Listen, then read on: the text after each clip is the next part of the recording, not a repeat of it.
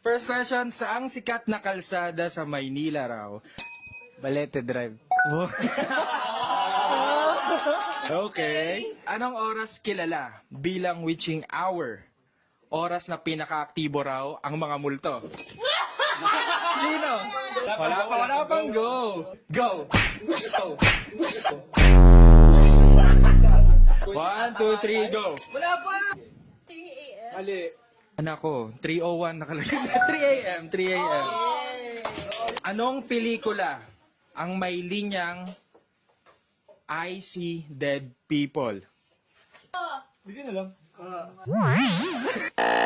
Go! Pagpag 9 lives. Still. Monkey Prince. Oh, sige. The Sixth Sense. Ano ang tawag sa araw kung kailan dinadalaw ng mga Pilipino ang puntod sa kanilang mahal sa buhay? Go!